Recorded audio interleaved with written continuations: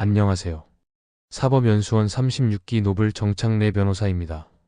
이번에는 형사사건에서 형사 피해자와 합의가 되지 않아 양형상 불리한 판결을 받을 가능성이 높은 사건에서 양형상 유리함을 위해 공탁을 하는 형사공탁, 그중 이른바 기습공탁, 먹튀공탁에 대해 알아보고자 합니다.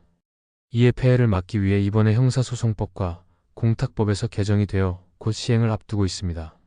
형사공탁은 피해자와 합의가 되지 않은 경우에 공탁소에 형사합의금을 맡겨 양형상 유리한 결과를 받는 것을 말하는 것인데, 기존에는 이를 악용해 공탁을 하고 일단 감형 판결을 받은 뒤 공탁금을 피해자 몰래 회수하는 이른바 먹튀 공탁이 있었습니다.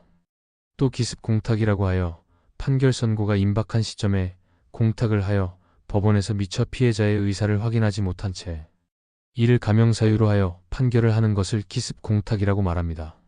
그런데 국회는 지난 9월 형사소송법과 공탁법 개정안을 통과시켰는데, 이는 내년 2025년 1월 17일부터 시행됩니다. 이번 개정안은 피해자 의사를 반영하지 않은 채 양형에 영향을 미치는 기습 공탁과 피해자가 공탁금을 수령하기 전에 피고인이 이를 회수하는 먹튀 공탁을 방지하는 데 중점을 두고 있습니다. 새로 개정된 위 법들은 위 시행일 이후 형사공탁이 이루어진 사건부터 적용됩니다. 몇 년 전인 2020년 12월에 신설된 공탁법 제5조에 2에서는 형사공탁 특례 제도를 신설하였는데, 이는 형사사건의 피고인이 법령 등에 따라 피해자의 인적사항을 알 수 없는 경우에 그 피해자를 위하여 하는 변제공탁을 해당 형사사건이 계속 중인 법원 소재지에 공탁소에 할 수 있다고 규정하면서, 그 공탁소에 해당 형사사건의 재판이 계속 중인 법원과 사건번호, 사건명, 조서, 진술서, 공소장 등에 기재된 피해자를 특정할 수 있는 명칭을 기재하고, 공탁원인 사실을 피해 발생 시점과 채무의 성질을 특정하는 방식으로 기재할 수 있다라고 규정하여 공탁이 가능하게끔 한 규정이며, 이 특례가 신설된 이후에 형사공탁 신청 건수와 공탁액이 급증한 적이 있었습니다. 이에 일부 피고인들이 변론 종결 후 기습적으로 공탁을 진행해 감형을 시도하는 사례가 많았습니다.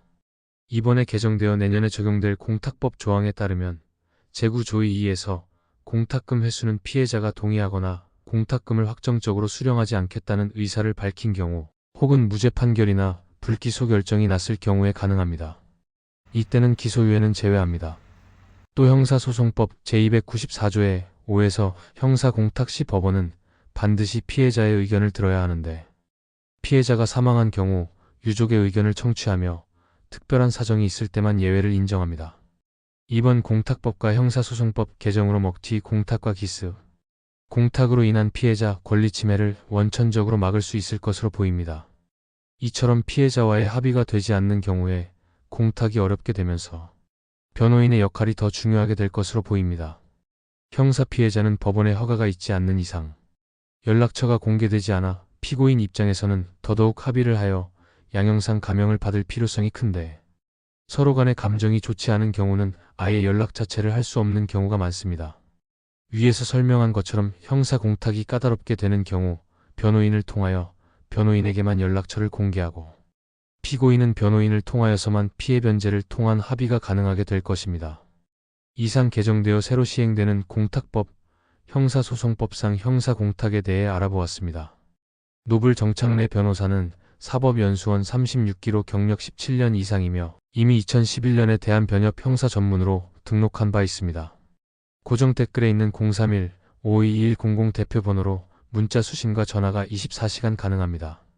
카카오톡 비즈니스 채널로 1:1 비밀 채팅 상담도 가능합니다. 감사합니다. 승소 가능성이 상당한 사건은 로엔굿의 검토를 통하여 변호사 선임비가 지원될 수 있습니다.